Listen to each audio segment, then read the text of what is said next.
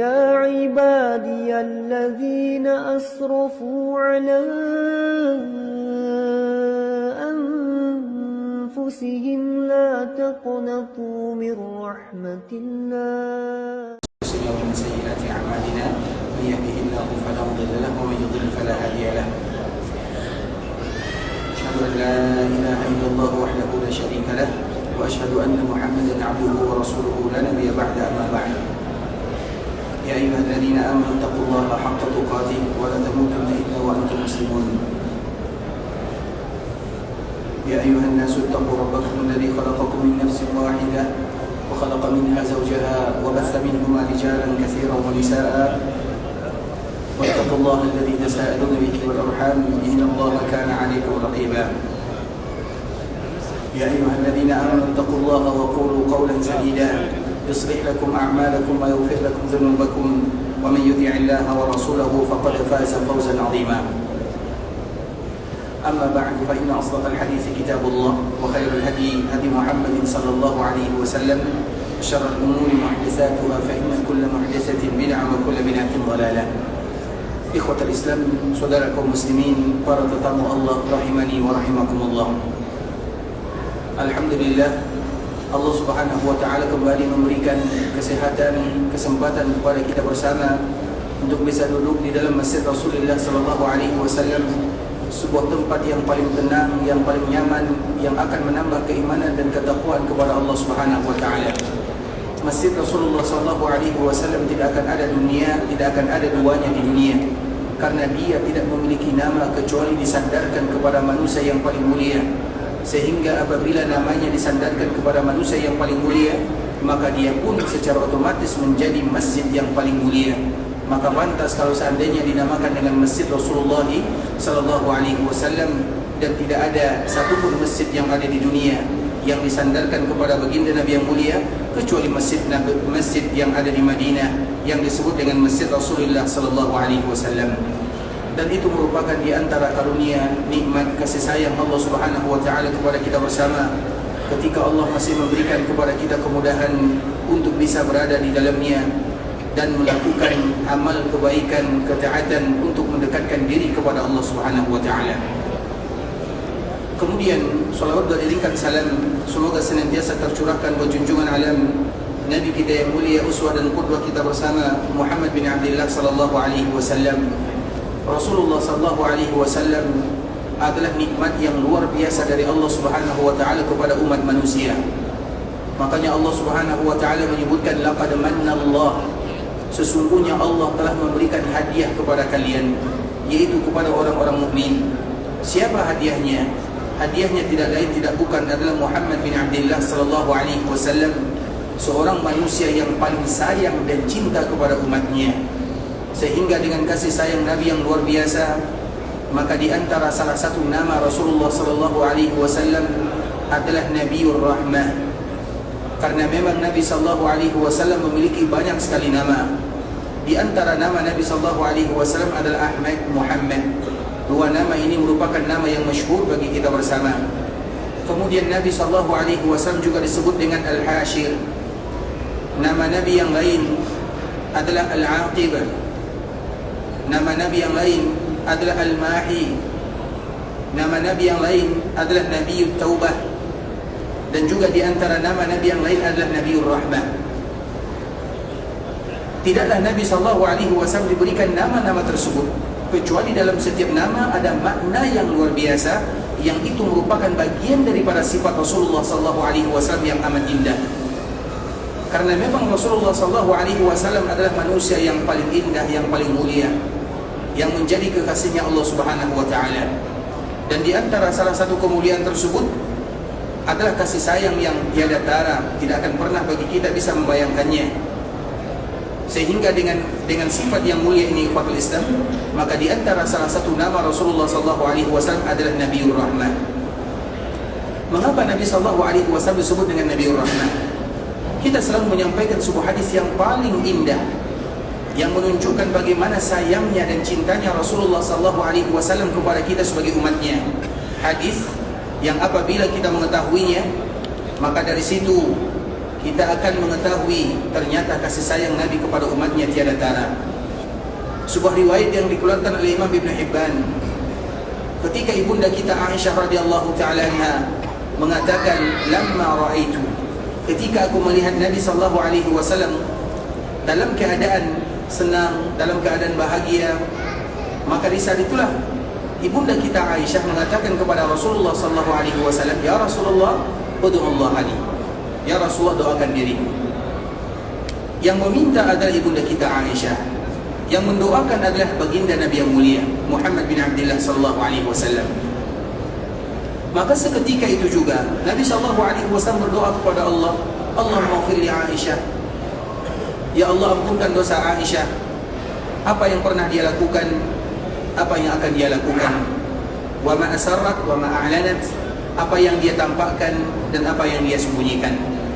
Doa yang sangat luar biasa, yang itu merupakan inti daripada doa yang kita minta kepada Allah Subhanahu wa taala, agar Allah ampunkan dosa kita semuanya.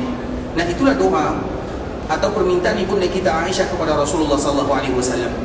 Kemudian setelah Nabi berdoa, maka Aisyah radhiyallahu taala anha fadhahikat.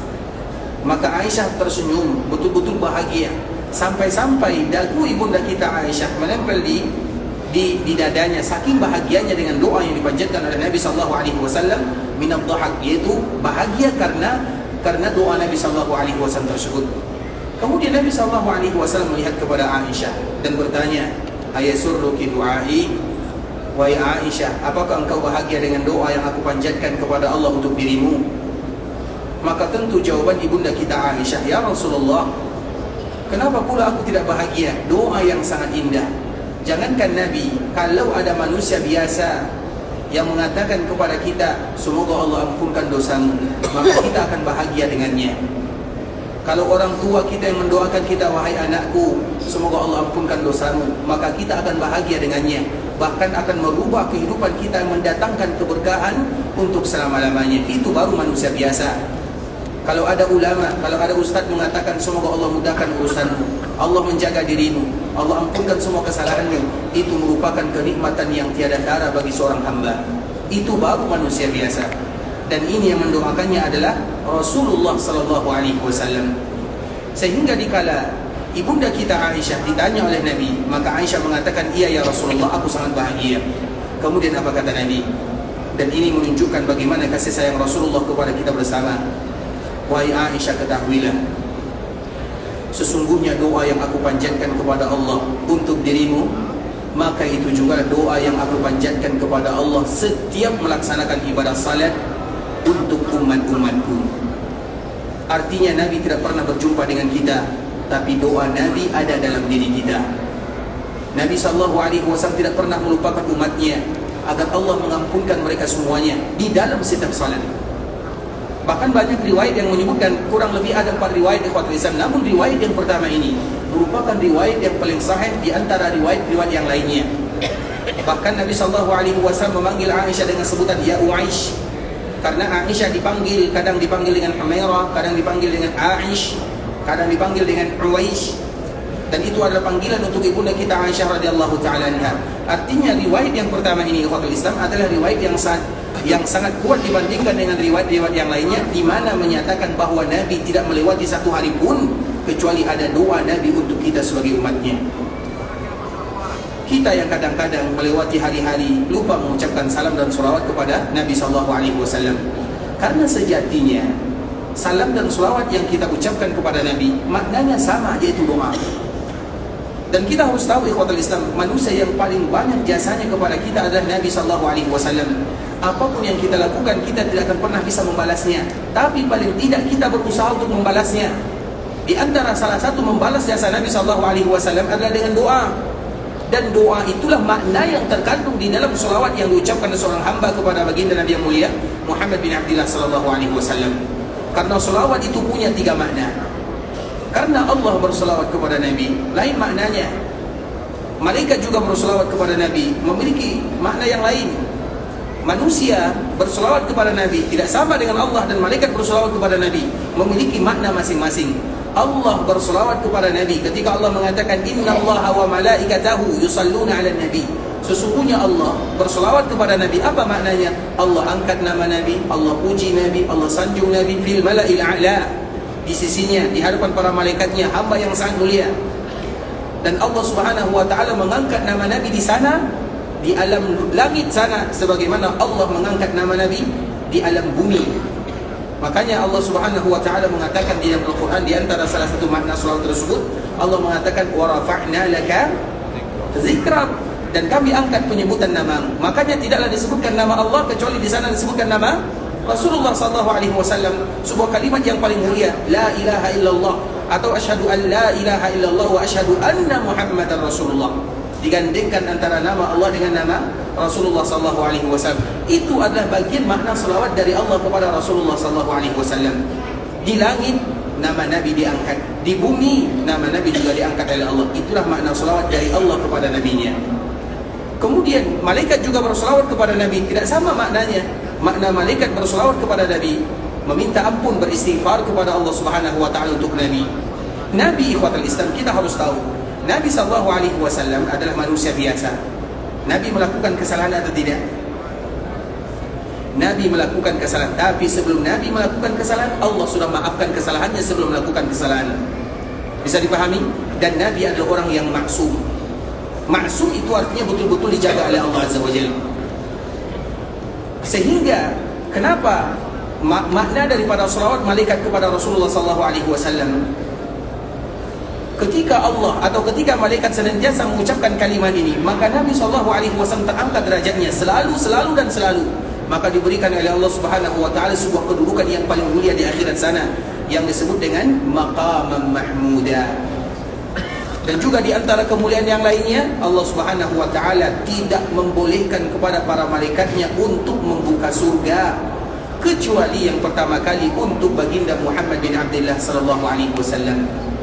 Itu semuanya adalah bagian daripada selawat malaikat-malaikat Allah Subhanahu wa taala kepada Nabi. Nah, giliran yang ketiga, yaitu kita, ya ayyuhalladzina amanu sallu alaihi wa sallimu taslima.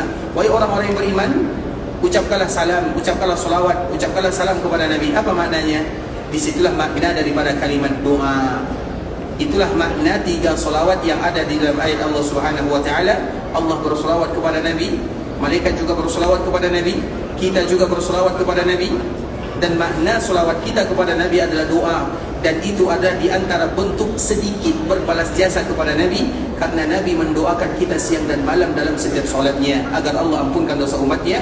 Maka di antara salah satu cara kita membalasnya, kewajiban kita kepada Muhammad bin Abdullah, tidak boleh kita lewatkan satu hari kecuali ada salam dan salawat di dalamnya.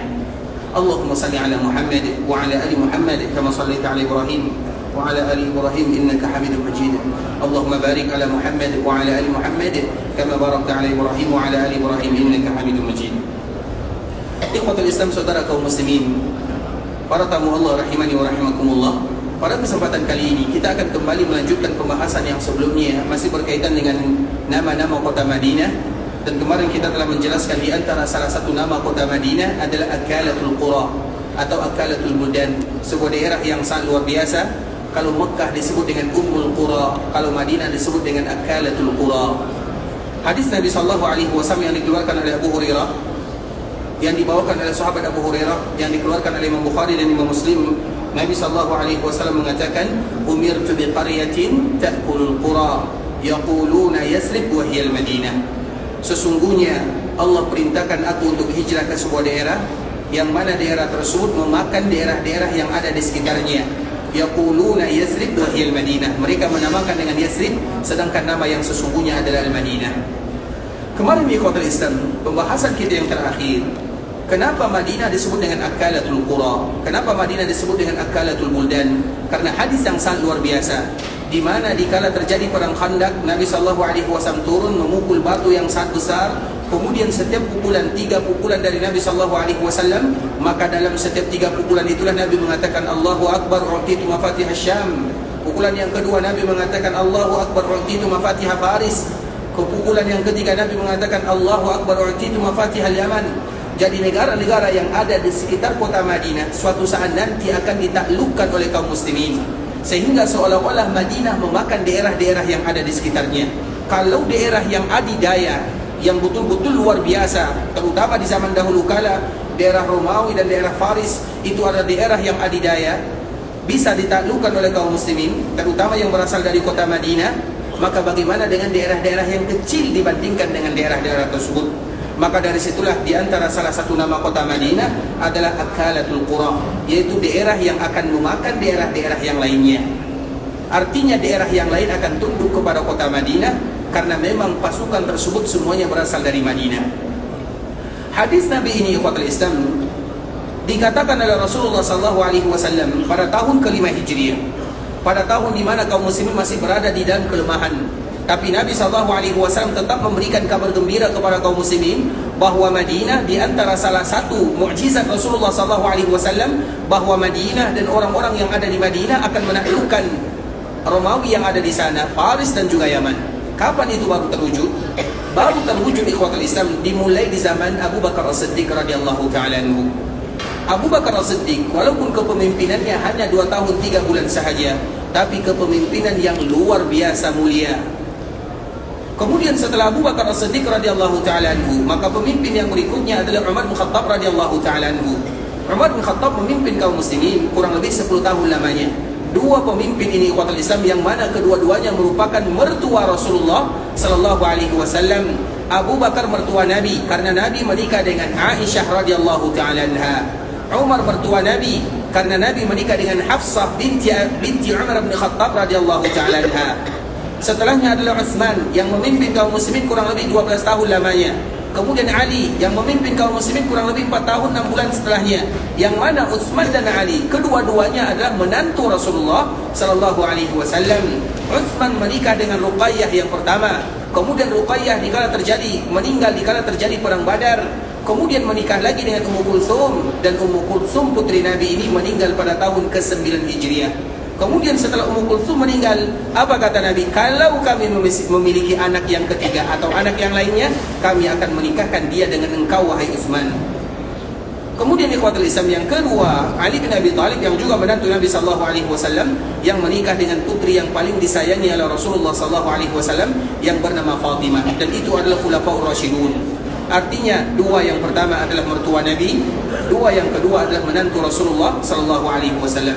Namun zaman yang paling mulia adalah zaman Abu Bakar dan zaman Umar bin Khattab radhiyallahu ta'ala anhu. Kalau Abu Bakar ikhwatul Islam jelas karena kepemimpinan Abu Bakar hanya 2 tahun saja, dan disitulah mulai kaum muslimin terutama mereka yang ada di kota Madinah sudah mulai melakukan perluasan, dan di antara salah satunya sudah mulai mengarah ke arah Faris sana, walaupun belum sampai tapi sudah dimulai ke arah Faris. Itu dipimpin oleh Khalid bin Walid. Ke arah Syam itu dipimpin oleh Abu Ubaidah. Artinya ikhwatul Islam, Abu Bakar radhiyallahu ta'ala anhu sudah memulainya, perluasan itu sudah dimulai, tapi belum terlalu terwujud. Mengapa demikian? Karena Abu Bakar tidak lama memimpin, hanya 2 tahun 3 bulan sahaja.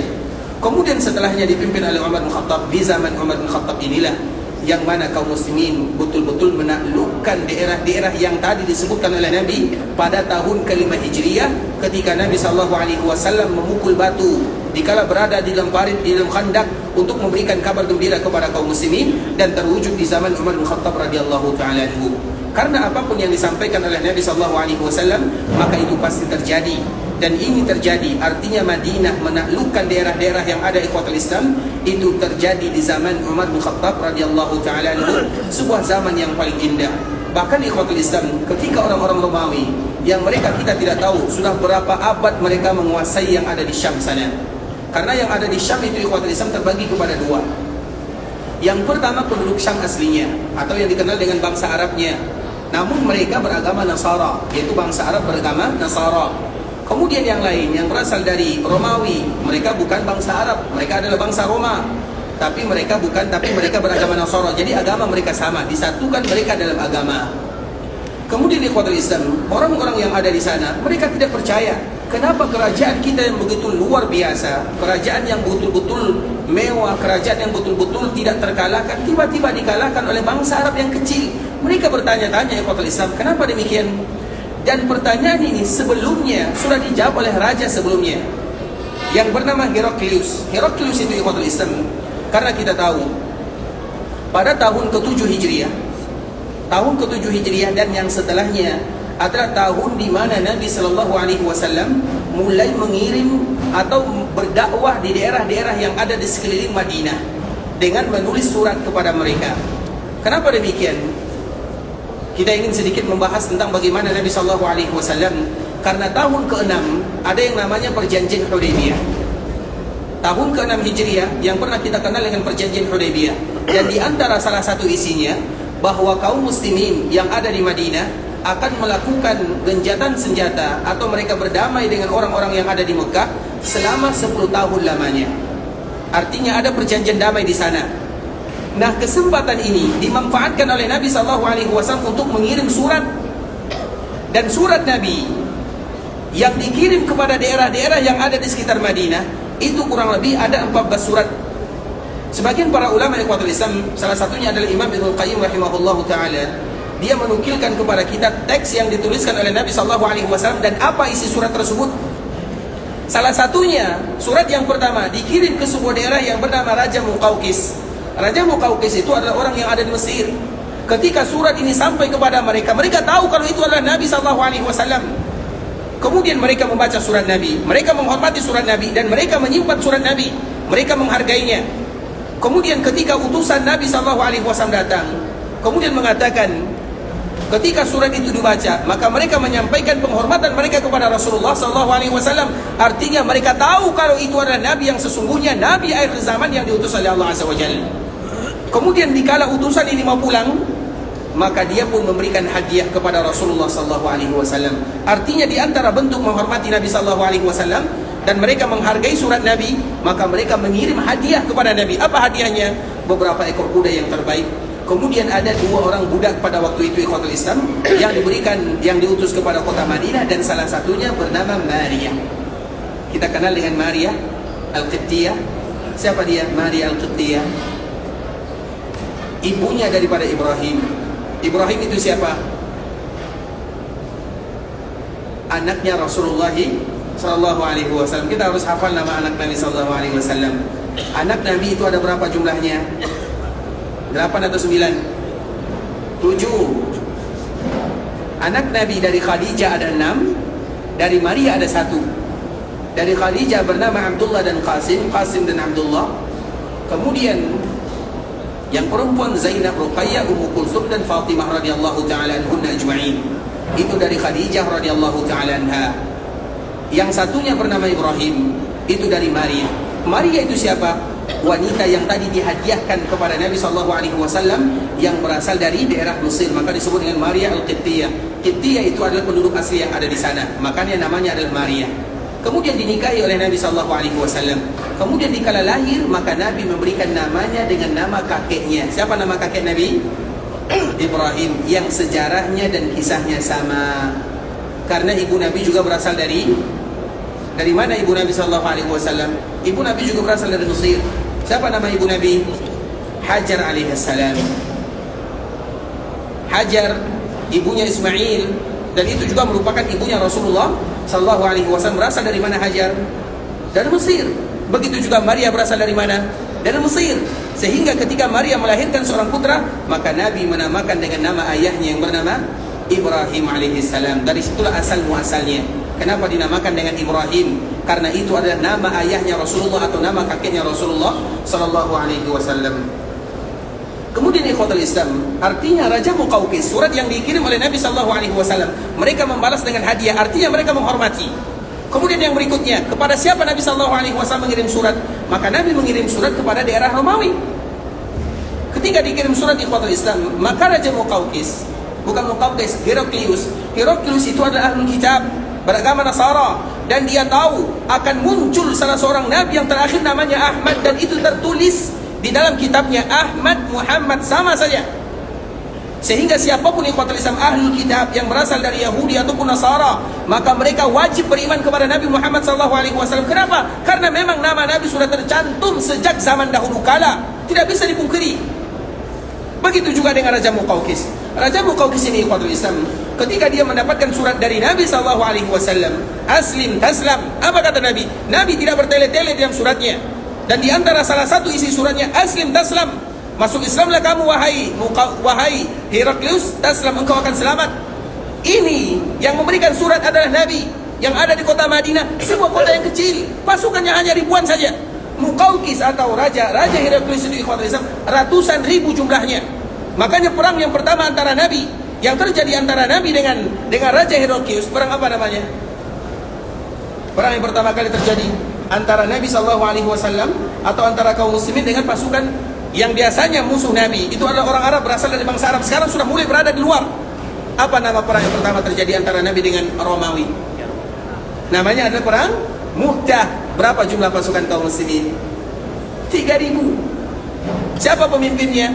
Yang pertama Zaid bin Haris, anak angkat Nabi. Apa kata Nabi? Kalau Zaid meninggal, maka digantikan oleh Ja'far. Ja'far adalah sepupu Nabi. Kalau Ja'far meninggal, gantikan oleh Abdullah bin Rawaha. Kalau Abdullah bin Rawaha meninggal, silahkan kalian memimpin, mencari pemimpin kalian. Kenapa Nabi mengatakan yang demikian? Karena Nabi tahu kalau ketiga orang ini akan syahid di jalan Allah Subhanahu wa taala. Makanya Nabi mengatakan kalau Zaid meninggal digantikan oleh Ja'far. Nabi tahu Zaid akan meninggal di sana. Dan Zaid itu adalah orang yang paling dicintai oleh Nabi SAW. Makanya namanya disebut dengan Zaid bin Muhammad, anak angkat Nabi. Sampai Allah membatalkan dan pada akhirnya tetap dinasabkan kepada ayahnya Zaid bin Haris atau Zaid bin Harisah. Kemudian di ikhwatul Islam, Ja'far itu siapa? Ja'far itu adalah saudaranya daripada Ali bin Abi Thalib. Dia lebih besar daripada Ali bin Abi Thalib. Dan dia juga orang yang paling disayangi oleh Nabi, bahkan mirip dengan Nabi. Baru 1 tahun berjumpa dengan Nabi, karena Ja'far ini dia hijrah ke Habasyah. Kemudian tahun ke-7 dia datang ke kota Madinah. Tahun ke-8 terjadi perang Mu'tah. Maka Ja'far diutus oleh Nabi, langsung syahid di sana. Kemudian ikhwatul Islam, kalau Ja'far meninggal, Nabi mengatakan hadis ini sambil meneteskan air mata. Karena Nabi tahu, kalau ketiga orang yang dia cinta ini semuanya akan gugur. Sebelum mereka datang kabarnya mereka gugur, Nabi sudah tahu. Allah yang memberitahukan. Makanya Nabi berkaca-kaca matanya. Kalau Zaid meninggal digantikan oleh Ja'far. Kalau Ja'far meninggal digantikan oleh Abdullah bin Rawaha. Kalau Abdullah bin Rawaha meninggal, maka digantikan oleh kaum muslimin. Kalian bebas memilih siapa pemimpin kalian. Nah itulah Mu'tah, adalah peperangan yang ada di Mu'tah. Mu'tah itu sekarang di sebuah daerah yang berada di Jordan atau Urdun. Maka sekarang ada namanya kampus Mu'tah namanya, karena memang di situ ada namanya Mu'tah. Di situlah tempatnya, lokasinya. Dan dulu dikuasai oleh orang-orang Romawi. Berapa jumlah kaum muslimin? 3.000. Berapa jumlah orang-orang Romawi? 200.000. 200.000 berbanding 3.000. Bagaimana bisa menang? Tapi disitulah keajaiban Allah Subhanahu wa taala. Kaum muslimin disebutkan oleh ahli sejarah ikhwatul Islam atau sebagian para ulama sejarah, berapa orang di antara kaum muslimin yang pertama kali meninggal atau dikala terjadi perang Mu'tah? Dikala terjadi perang Mu'tah, berapa kaum muslimin yang meninggal? Hanya 12 orang sahaja. 12 orang. Sedangkan pihak orang-orang yang ada di sana, yang tadi pasukannya 200.000, berapa yang meninggal? Lebih daripada 50.000. Kenapa bisa? Itulah pertolongan Allah Subhanahu wa taala. Sehingga sampai sekarang ikhwatul Islam, perang Mu'tah, orang-orang baik itu yang muslim ataupun yang bukan muslim, setiap kali mereka membaca sejarah Mu'tah, mereka tidak habis pikir. Yang satu 3.000, yang satu 200.000, kemudian di sini meninggal 12 orang, di sini meninggal 50.000. Kalau seandainya meninggal dari kaum muslimin 1.000, masih banding. Ini 12 orang sahaja. Sebelah mereka 12.000, 50.000, sesuatu yang tidak berbanding. Tidak kebayangkan. Dan begitulah kepemimpinan yang disebut atau kepemimpinan Khalid ibn Walid, karena Khalid yang memimpin pada waktu itu. Dan perang Mu'tah itu apa ikhwatul Islam? Perang Mu'tah itu adalah hadiah dari Raja Heraklius untuk kaum muslimin. Mengapa demikian? Karena Raja Heraklius dia tahu nanti akan ada Nabi yang terakhir. Sehingga dikala Nabi mengutus surat atau mengirim surat, wahai Muqawqis, aslim taslam, masuk Islamlah kamu akan selamat. Kalau kamu tidak mau, maka kamu yang akan menanggung dosa mereka semuanya. Heraklius dia tahu kalau itu adalah Nabi SAW. Dan di antara salah satu buktinya, karena dia ingin bukti, dan di antara salah satu bukti itulah Nabi yang terakhir, maka nanti pasukannya akan dikalahkan. Betul, itulah Mu'tah. Makanya Mu'tah itu adalah hadiah, jawaban daripada Raja Heraklius kepada Nabi SAW. Dan dia tahu kalau dia akan kalah. Kenapa demikian? Karena itu semuanya sudah tertulis dalam kitabnya. Itulah jawaban dari mereka. Mereka tahu. Makanya ikhwatul Islam, pertama kali Nabi SAW mengutus atau mengirim surat kepada Raja Heraklius ini, maka dia memanggil bangsa Arab. Dan kita tahu orang-orang Mekah pada waktu itu mereka masih ada hubungan Nabi dengan Nabi SAW. Dan yang paling dekat hubungannya dengan Nabi adalah Abu Sufyan. Abu Sufyan pada waktu itu masih beragama atau masih berada di dalam kekufurannya, di dalam kesyirikannya. Dikala dia pergi ke Romawi dalam keadaan berdagang karena sudah berdamai, maka dia dipanggil. Kemudian ditanya dengan pertanyaan, ada kurang lebih 10 pertanyaan, dan semuanya dijawab oleh Abu Sufyan. Dan semua pertanyaan tersebut, apa kata Heraklius, kalau kamu benar, maka dia akan menguasai kedua telapak kakiku. Artinya daerah kami ini akan dikuasai oleh dia. Dia sudah tahu semuanya. Kemudian ikhwatul Islam, surat yang berikutnya dikirim oleh Nabi SAW ada ke sebuah daerah yang bernama Faris. Ketika Nabi mengirim surat, isinya sama, tapi jawaban mereka berbeda. Jawaban orang-orang Faris, pertama kali surat Nabi SAW sampai, kemudian dibacanya oleh penterjemah, maka dia langsung merobek-robekkan surat Nabi SAW. Dikala surat Nabi dirobekkan, apa kata Nabi? Allah akan merobek-robekkan kerajaannya. Besoknya baru dia merobekkan surat Nabi, maka yang tadi merobekkan surat Nabi atau rajanya langsung mati. Kemudian pada zaman Umar bin Khattab hancur semua kerajaannya. Kerajaan yang disebut dengan kerajaan Faris tersebut di zaman Umar bin Khattab radhiyallahu taala anhu. Begitu juga dengan daerah-daerah yang ada di sekitarnya. Intinya surat yang dikirim oleh Nabi SAW ada kurang lebih 14 surat. Ada yang menerimanya, ada yang mengakuinya, namun mereka tidak menerimanya. Ada pula yang menentangnya, dan salah satunya adalah orang-orang yang ada di Faris. Artinya ikhwatul Islam, ketika di zaman Umar bin Khattab radhiyallahu taala anhu ditaklukkan daerah adidaya ini, Yaman sudah masuk, Faris juga sudah masuk, orang-orang Romawi juga sudah masuk. Artinya tidak ada pilihan bagi mereka kecuali menyerahkan diri kepada kaum muslimin. Kemudian orang-orang Romawi, ketika mereka ingin pergi meninggalkan Syam karena markasnya adalah daerah Syam, ketika mereka pergi ingin menyerahkan Syam, maka mereka mengatakan, kami ingin berjumpa dengan yang namanya Umar bin Khattab radhiyallahu taala. Karena mereka apabila mendengar nama Umar, mereka langsung gemetaran takut. Mereka tidak pernah melihat yang namanya Umar, tapi mereka mendengarkan namanya. Sehingga sebelum mereka meninggalkan Syam, balik ke kampung halaman aslinya, maka mereka ingin berjumpa mana yang namanya Umar. Tentunya mereka masuk ke kota Madinah. Ketika masuk ke kota Madinah, ikhwatul Islam, maka mereka mencari, dilihatnya Madinah. Madinah itu adalah daerah yang sederhana. Madinah itu ikhwatul Islam. Kalau sekarang Madinah itu kemewahannya hanyalah hotel-hotel yang ada di sekitar gini. Kalau kita keluar dari hotel ini, kita akan menemukan bagaimana perumahan penduduk Madinah. Apalagi di zaman dahulu kala, Madinah itu daerah yang paling sederhana. Makanya di antara salah satu keutamaan Madinah ikhwatul Islam, nanti di akhir zaman akan banyak orang-orang yang meninggalkan Madinah. Karena Madinah itu tidak lagi bisa menghasilkan uang yang begitu banyak. Iya, tetap menghasilkan uang, tapi biasa-biasa. Sehingga mereka mencari kehidupan yang lain, di daerah yang lain. Maka di saat itulah Nabi mengatakan, Al-Madinatu khairul lahum law kanu ya'lamun. Sesungguhnya Madinah itu lebih baik bagi mereka kalau mereka tahu. Jadi Madinah itu ikhwatul Islam tidak menjanjikan dunia dulu. Kalau sekarang mungkin itu baru beberapa tahun ikhwatul Islam, tapi kalau dulu Madinah tidak menjanjikan uang. Makanya kami pernah bertemu dengan salah seorang penduduk Madinah asli, namanya Abu Muhammad, ya. Baru 50 tahun. Dia mengatakan dulu setiap jamaah haji datang, maka kami bawa mereka ke rumah, kemudian kami jamu. Kemudian nanti jamaah haji itu memberikan kepada mereka 5 rial, 10 rial. Begitulah mereka cari uang. Dan rata-rata dia menjamu dari daerah kita, dari Indonesia, dari Malaysia. Itu yang banyak mereka jamu. 50 tahun yang silam, baru kemarin. Coba bayangkan, belum terlalu lama. Dan dikala dia menceritakan seperti ini, bahkan orang tuanya marah kalau dalam satu hari dia tidak membawa jamaah ke rumahnya.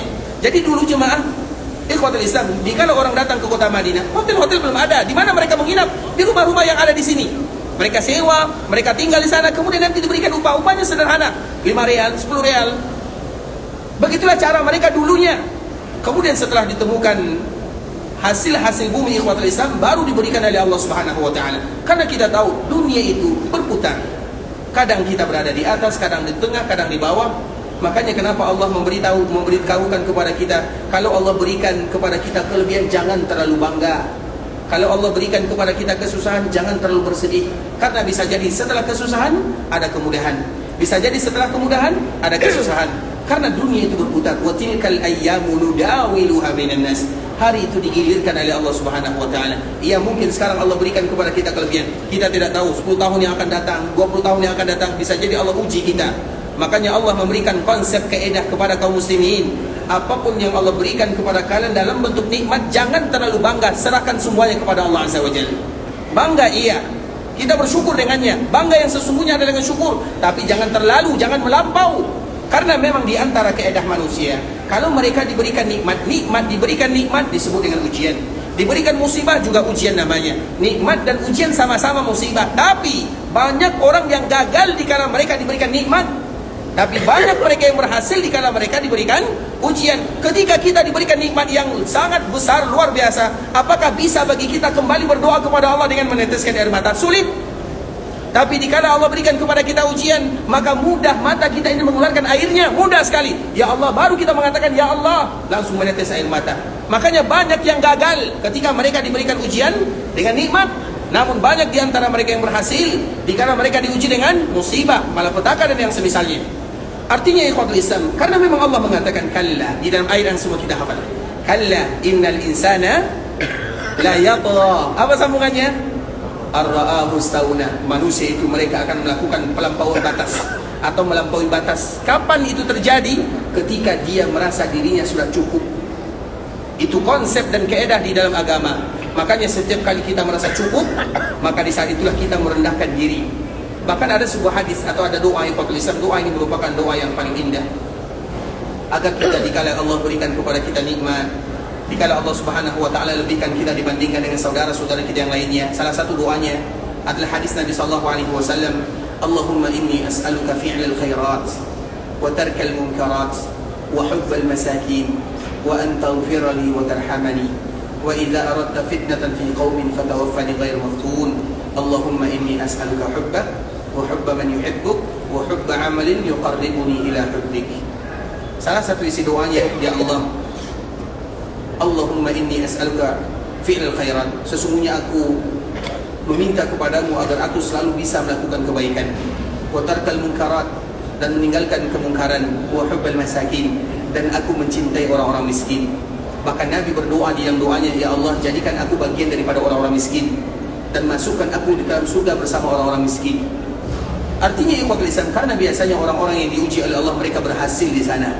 Mereka berdoa siang dan malam. Mereka yang terbiasanya terzalimi, mereka yang biasanya direndahkan, mereka yang biasanya tidak diperdulikan, mereka yang biasanya dipersulit urusannya. Kalau orang yang ada rezeki, ada duit banyak, maka semua urusannya mudah.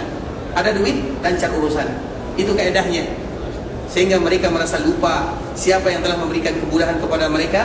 Maka di saat itu Allah mengatakan kalla innal insana la yatgha ar-ra'ahu istaghna. Semoga kita tidak termasuk di dalam ayat yang telah disebutkan oleh Allah Subhanahu wa taala tersebut.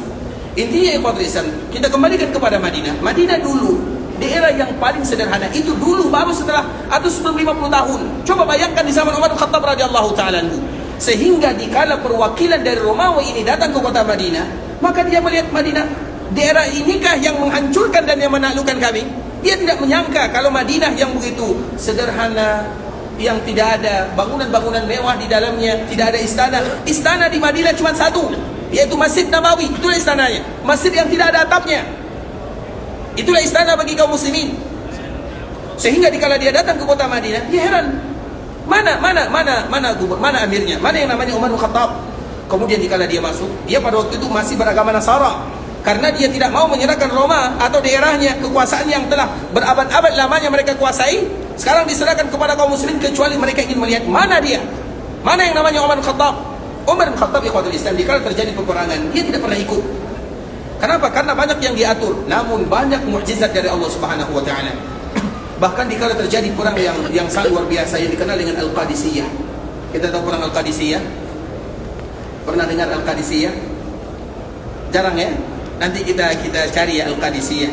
Dipimpin oleh siapa memimpin kaum muslimin pada waktu itu? Salah seorang sahabat yang dijamin masuk surga. Siapa dia? Sahabat yang dijamin masuk surga. Siapa sahabat yang dijamin masuk surga? Siapa bisa jawab? Siapa lagi?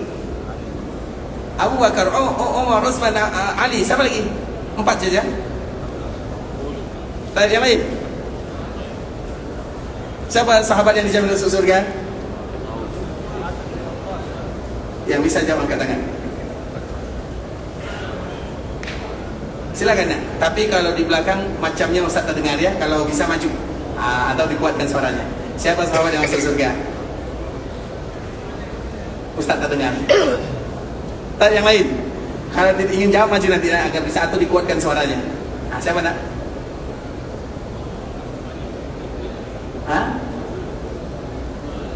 Mohon maaf ya Ustaz tidak dengar ya. Insyaallah barakallahu fiik. Tak yang lain. Silakan.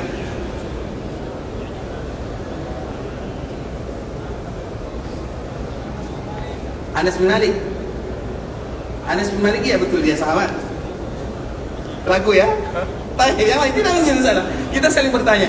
Baik. Baik, silakan. Abdurrahman bin Auf. Abdurrahman bin Auf. Abu Ubaidah. Abu Ubaidah. Sa'd bin Waqqas. Sa'd bin Abi Waqqas. Zubair bin Awwam. Zubair bin Awwam. Zubair bin Awwam. 4 khalifah. 4 khalifah. Itu berapa tuh? Udah baru 8, 9. Siapa lagi? Abdullah bin Rawahah. Abdul bin Rawahah. Siapa lagi? Talha bin Ubaidillah. Talha bin Ubaidillah. Kalau kita tanya siapa sahabat yang masuk surga, jawabannya semua sahabat masuk surga. Iya atau tidak? Bukankah pertanyaannya siapa sahabat yang masuk surga? Bukankah itu pertanyaannya? Pertanyaan kami, siapa sahabat yang masuk surga? Siapa? Semuanya. Iya atau tidak? Bukan pertanyaannya siapa 10 sahabat yang masuk surga, dijamin surga. Karena semua para sahabat dijamin surga, semuanya tanpa terkecuali.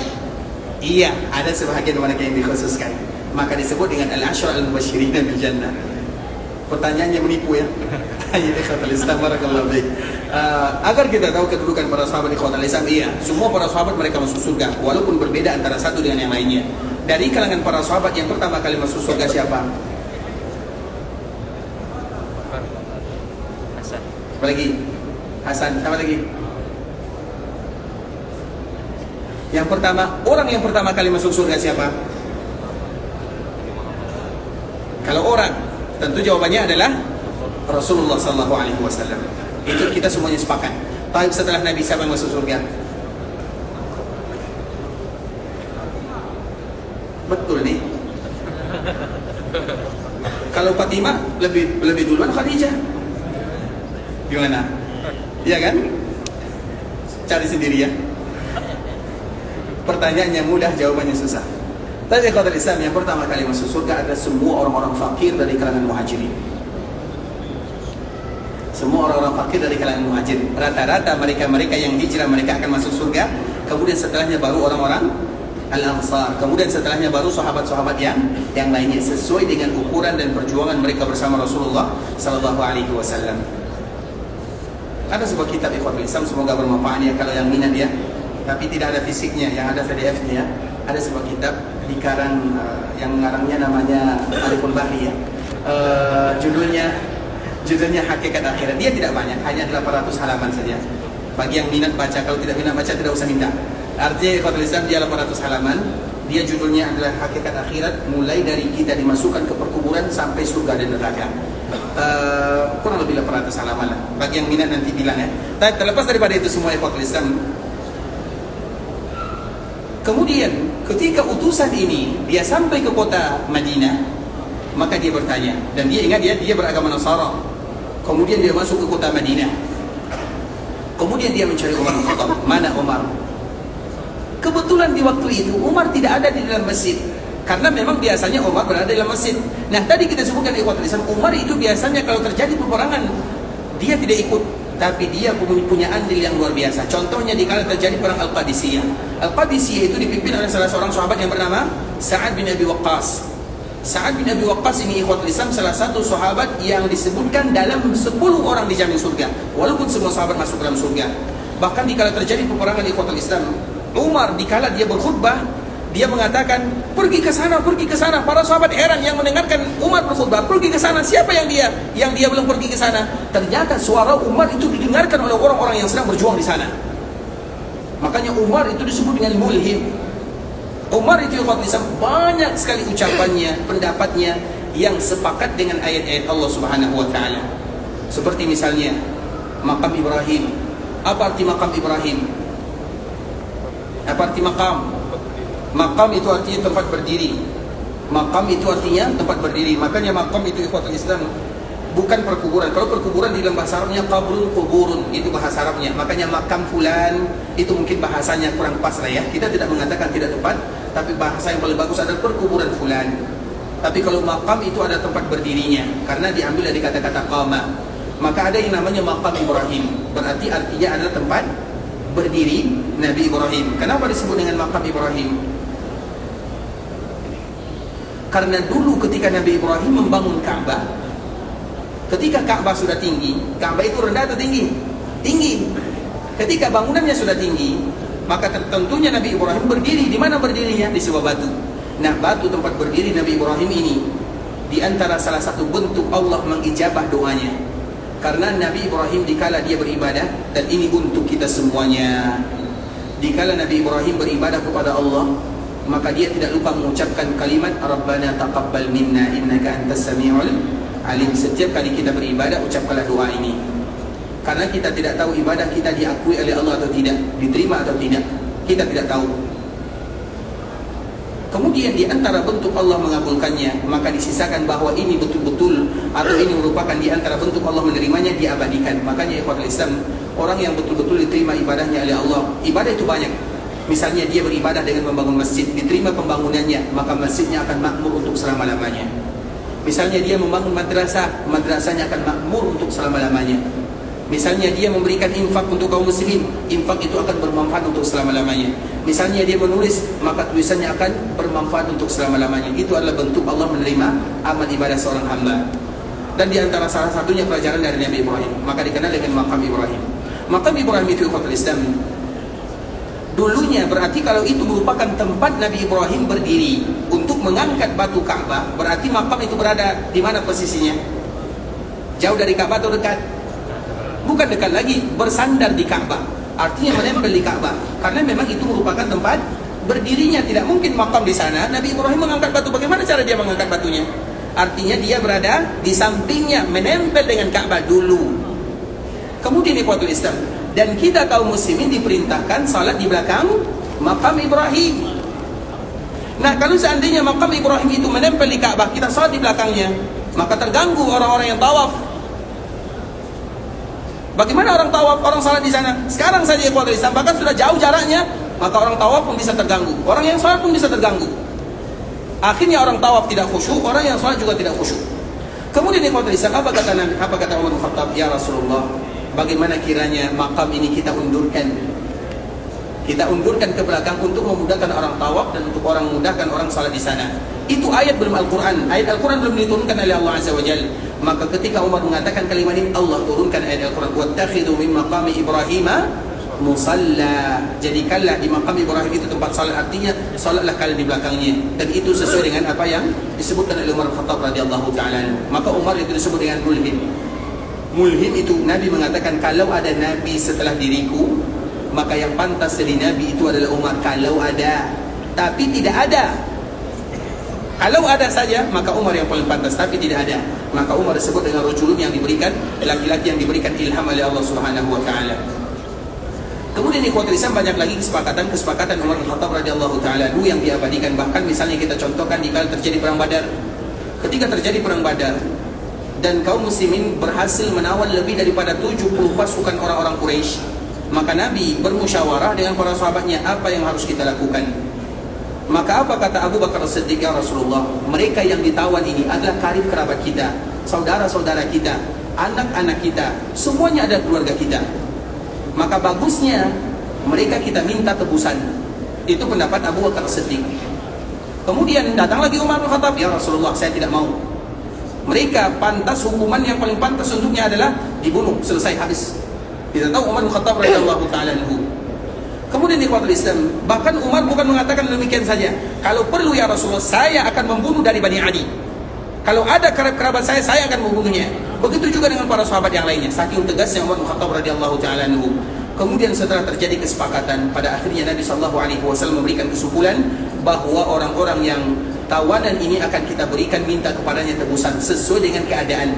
Ada yang menebus dengan uang. Ada yang tebusannya dengan mengajarkan anak-anak kaum muslimin Al-Quran atau baca tulis. ada di antara mereka yang sama sekali tidak ada tebusannya. Artinya sesuai dengan keadaan orang-orang yang ditawan tersebut. Bahkan banyak di antara mereka yang tidak ada tebusannya dibebaskan oleh Nabi SAW. Kemudian setelah keputusan diambil dan banyak di antara mereka yang mengambil tebusan, maka turun ayat di dalam surah Al-Anfal. Kemudian dikala ayat ini turun ikhwatul Islam, maka Nabi dan Abu Bakar menangis. Kemudian dikala Nabi dan Abu Bakar menangis, tiba-tiba Umar datang. Kemudian Umar melihat mereka menangis, maka dia pun ikut menangis. Dia tidak tahu kenapa Nabi dan Abu Bakar menangis, dia pun ikut menangis. Paling tidak dia bersedih dengan kesedihan sahabatnya. Makanya Nabi, Abu Bakar dan Umar, mereka itu adalah orang-orang yang mulia. Mulia di dunia, mulia di alam barzakh, mulia di dalam surga. Dan mereka tidak akan pernah dipisahkan untuk selama-lamanya. Nabi dikala berada di dalam Masjid Nabawi, dia bertanya dan dia mengatakan, mana Abu Bakar As-Siddiq? Maka Abu Bakar mengatakan, saya ya Rasulullah, labbaik ya Rasulullah. Kemudian Nabi memanggil Abu Bakar As-Siddiq. Dipegangnya tangan Abu Bakar As-Siddiq seperti ini. Tangan Nabi memegang tangan kanan Nabi memegang tangan kiri Abu Bakar As-Siddiq. Kemudian mana Umar? Umar mengatakan, labbaik ya Rasulullah. Itu di depan para sahabat yang lainnya, agar kita tahu bagaimana mereka berdua. Kemudian dipanggillah Umar bin Khattab, labbaik ya Rasulullah. Maka Umar maju. Kemudian tangan kiri Nabi menggenggam tangan kanannya Umar bin Khattab radhiyallahu ta'ala anhu. Dipegang kedua-duanya, dipegang erat. Kemudian diangkat oleh Nabi. Diangkat seperti ini. Apa kata Nabi? Seperti inilah kami akan dikumpulkan di dalam surga. Bukan sembarangan mereka itu ikhwatul Islam. Makanya Allah kumpulkan mereka di dunia. Mereka juga berkumpul di alam barzakh sebelum mereka berkumpul di dalam surga untuk selama-lamanya. Mulia. Makanya dikala kita bercerita tentang Abu Bakar, tentang umat, itu semuanya adalah kemuliaan. Kemudian ikhwatul Islam, dikala Nabi menangis, Abu Bakar menangis, Umar ikut menangis, dan dia tidak tahu kenapa mereka menangis. Yang penting Umar bersedih dengan kesedihan kedua orang sahabatnya. Kemudian dikala pada akhirnya, apa kata Nabi? Wahai Umar, sesungguhnya Allah setuju akan pendapatmu. Makanya Allah menurunkan, maka lin nabiyyin an yakuna lahu asra. Para nabi tidak pantas mereka memiliki tawanan. Artinya kalau ada tawanan sudah selesai sampai Allah berikan kekuatan kepada mereka. Artinya sesuai dengan pendapatnya Umar bin Khattab radhiyallahu ta'ala anhu. Tapi itu sudah merupakan ketentuan Allah Subhanahu wa taala. Artinya Umar bin Khattab itu ikhwatul Islam banyak perkara-perkara yang perkara dia itu sesuai dengan wahyu ilahi, maka dia disebut dengan mulhim, rajul, laki-laki yang diberikan ilham kepadanya. Ilham itu kita tahu, ilham, mu'jizat itu sesuatu yang berbeda. Ilham, mu'jizat, karomat itu ada, tapi berbeda. Kalau mu'jizat, sebenarnya mu'jizat itu ikhwatul Islam tidak ada kata-kata mu'jizat di dalam Al-Quran. Al-Quran apabila menyebutkan tentang mu'jizat para nabi, kalau kita membahasakan dengan mu'jizat, dipakai dengan kalimat ayat. Kemudian bahasa yang biasanya diungkapkan oleh kaum muslimin disebut dengan kata mu'jizat. Mu'jizat itu khusus kepada nabi, artinya sesuatu yang tidak akan ada tandingannya dan tidak akan bisa melawannya, maka disebut dengan mu'jizat. Dan itu khusus untuk para nabi. Sedangkan ilham ikhwatul Islam, ilham itu juga berasal dari Allah Subhanahu wa taala. Karena semuanya berasal dari Allah Azza wa Jalla untuk memberikan sesuatu kepada hambanya, terutama di dalam mengambil keputusan. Kalau karomah, demikian juga semuanya harus kita isbatkan. Kalau karomah ikhwatul Islam diambil dari kata-kata karim, karena memang di antara salah satu nama Allah adalah Al-Karim. Al-Karim, Al-Mannan. Karim itu artinya mulia. Karomah itu artinya kemuliaan yang Allah berikan kepada seorang hamba. Tapi ingat, karomah itu tidak bisa dipertontonkan. Karomah itu tidak bisa lagi berulang kedua kalinya. Kalau ada yang bisa dipertontonkan, itu dukun namanya. Kalau bisa diulang kedua kalinya, itu sihir namanya. Karena karomah tidak berulang dan karomah tidak bisa dipertontonkan. Bisa dipahami? Karena karomah itu artinya Allah memberikan pertolongan kepada hamba yang ia muliakan di saat dia membutuhkan. Seperti misalnya dulu ada para sahabat di kota Islam, dia naik kuda di padang Sahara yang jauh. Di padang Sahara tiba-tiba kudanya mati. Kalau kudanya mati, bagaimana dia melanjutkan perjalanan? Sulit. Akhirnya Allah hidupkan kudanya. Kemudian dia bisa melanjutkan perjalanan sampai di tempat tujuan, kudanya kembali mati. Itu karomah namanya. Allah muliakan dia untuk membantunya dalam keadaan betul-betul mendesak. Makanya karomah itu tidak boleh dipertontonkan. Oh, ini karomah saya. Itu bukan karomah namanya, itu sihir namanya. Kita harus membedakan yang demikian. Oh, saya bisa terbang, saya bisa berjalan, saya bisa seperti itu. Itu sihir namanya. Tidak ada nama yang lain. Bukan karomah namanya. Karomah tidak demikian. Kemudian di kuatul Islam, karomah itu tidak berulang dua kali. Jadi misalnya dibantu oleh Allah, tidak akan berulang dua kali. Kuda yang tadi meninggal, dia tidak hidup lagi, habis, selesai. Setelah Allah bantu dia, selesai hajatnya, selesai, maka itu disebut dengan karomah. Dan ketiga-tiganya merupakan di antara bentuk kasih sayang Allah kepada hambanya. Kalau mukjizat khusus untuk para nabi, kalau ilham itu khusus untuk orang-orang yang mulia, yang diabadikan sejarahnya, seperti ibunya Nabi Musa. Kemudian begitu juga dengan Maryam, begitu juga dengan Umar, itu semuanya ilham namanya, bukan karomah tapi ilham namanya. Sedangkan untuk orang-orang yang datang setelahnya, terutama umat Nabi, maka itu karomah namanya. Karomah itu ada, tapi kita tidak boleh berlebihan di sana, karena karomah tidak bisa dipertontonkan, sebagaimana karomah tidak bisa terjadi kedua kalinya. Hanya satu kali saja, ketika Allah membantu hambanya keluar dari kesengsaraan. Kemudian kita kembalikan lagi kepada Umar bin Khattab radhiyallahu taala anhu. Umar ini disebut dengan rajul mulhim, yaitu orang yang diberikan ilham oleh Allah Subhanahu wa taala kepadanya, sehingga banyak pendapatnya yang sesuai dengan agama Allah Subhanahu wa taala. Dan itu atas pujian Nabi sallallahu alaihi wasallam. Kemudian di ikhwatul Islam, ketika orang Romawi tadi mencari Umar bin Khattab radhiyallahu taala anhu di masjid, tidak ada. Kemudian ternyata Umar itu dia tidur di bawah pelepah atau tidur di bawah pohon kurma. Pada waktu dia datang, Umar sedang tidur, tidurnya qailulah. Karena tidur itu namanya ada tiga. Satu namanya hailulah, yang kedua namanya qailulah, yang ketiga namanya ailulah. Hailulah itu biasanya tidur pagi. Tidur pagi itu tidak boleh, terutama setelah subuh sampai matahari terbit. Kalau setelah terbit matahari, silahkan, tidak menjadi masalah. Tapi yang tidur sebelum terbit matahari setelah sholat subuh, itu namanya hailulah. Kemudian ikhwatul Islam, yang kedua qailulah. Qailulah itu tidur di siang hari sebelum zuhur. Biasanya Nabi dan para sahabat mereka tidur sebelum zuhur, kecuali di hari Jumat mereka tidur setelah zuhur. Namanya qailulah. Dan itu tidak lama. Itu kurang lebih 15 sampai 20 sampai maksimal 30 menit lah. Kalau 2 jam apa namanya? Silahkan namakan sendiri ya. Baik, kemudian yang ketiga namanya ailulah. Ailulah itu tidur setelah asar sampai matahari terbenam. Dan itu tidak boleh. Sebagaimana yang pertama tidak boleh, yang ketiga juga tidak boleh, kecuali kalau seandainya ada keadaan-keadaan tertentu. Makanya disebut dengan ailulah, diambil dari kata-kata ilah. Ilah itu artinya illat, illat itu artinya sakit.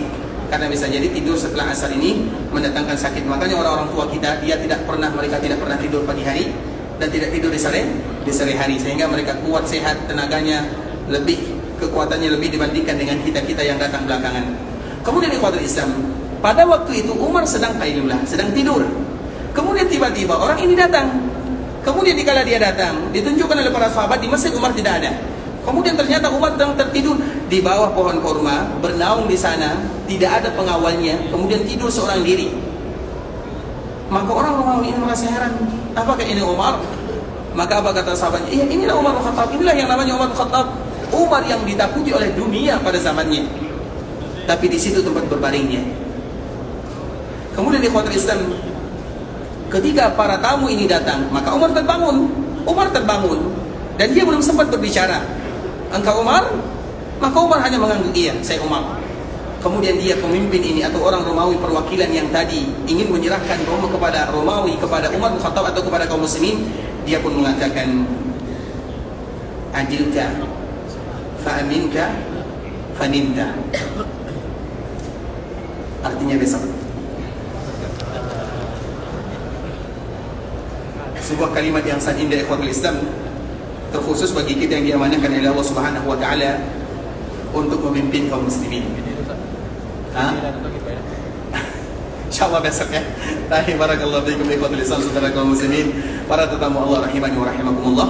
Semoga Allah Subhanahu wa taala memberikan taufik dan hidayah kepada kita semuanya, terutama kita yang ada di kota Madinah, agar kita selalu semangat beribadah kepada Allah Subhanahu wa taala, karena tujuan kita di sini sama, yaitu sama-sama ingin mendapatkan keridhaan Allah Subhanahu wa taala, agar dengan keridhaan tersebut Allah ampunkan dosa kita semuanya, dan semoga Allah ampunkan dosa kita semuanya.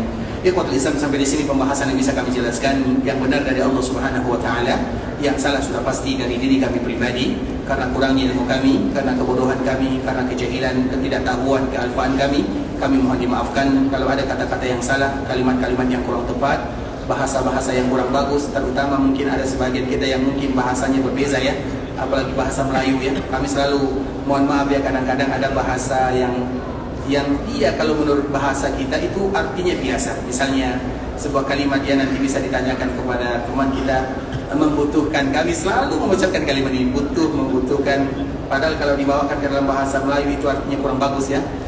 Nanti tanya sendiri sama kawan-kawan yang berasal dari Melayu ya, atau dari Malaysia atau dari Sumatera dan yang semisalnya. Jadi kami mohon maaf kalau ada kata-kata yang kurang pas kami menyampaikannya. Dan kita selalu memberikan motivasi kepada kita bersama ikhwatul Islam, berlelah-lelahlah dikala kita berada di dunia dalam rangka mencari ridha Allah Subhanahu wa taala, karena apabila kita lelah di dunia, kita akan istirahat di dalam surga. Karena memang seorang mukmin di dunia tidak ada yang namanya istirahat. Istirahat itu kalau kita sudah masuk ke dalam perkuburan dan Allah mudahkan langkah kita masuk ke dalam surga, baru di sana kita beristirahat yang namanya. Makanya para ulama senantiasa mengatakan kalimat ini ikhwatul Islam agar kita tahu siapa diri kita yang sebenarnya. Kita tidak lebih dari sekedar hamba, abdun. Apa arti abdun? Kalau bahasa kasarnya budak. Tapi kita adalah budaknya Allah. Dan kita bangga menjadi budaknya Allah Subhanahu wa taala. Tentu sebagai seorang hamba, maka kita akan berusaha memaksimalkan apa yang Allah ridhai dan meninggalkan apa yang Allah tidak senangi. Artinya ikhwatul Islam, kapan kita baru beristirahat? Setelah kita dijamin oleh Allah kita masuk ke dalam surga, dan semoga semua kita dimudahkan oleh Allah Subhanahu wa taala masuk ke dalam surganya. Bagi kita yang ingin meninggalkan Madinah pergi ke Mekah dalam rangka beribadah, semoga Allah kabulkan permintaannya, Allah terima amal ibadahnya, Allah jadikan umrahnya adalah umrah yang mabrurah wa sa'yan mashkura wa dhanban maghfura. Kalau ada di antara kita yang ingin pulang ke kampung halamannya, semoga dimudahkan perjalanannya, dilancarkan urusannya, kembali kepada keluarganya dalam keadaan sehat walafiat, dan semoga kita senantiasa dipanggil oleh Allah bisa beribadah di tanah haram Makkah Madinah untuk menjadi tamunya. Kita tutup dengan doa kafaratul majlis. Subhanakallahumma bihamdika asyhadu an la ilaha illa anta astaghfiruka wa atubu ilaik. Wa sallallahu wa sallim ala nabiyyina wa habibina wa khalilina wa sayyidina Muhammadin wa ala alihi wa sahbihi wa sallam tasliman katsira. Assalamualaikum warahmatullahi wabarakatuh.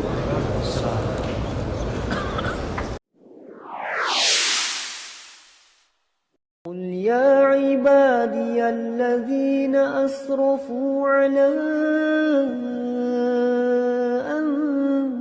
أنفسهم لا تقنطوا من رحمة الله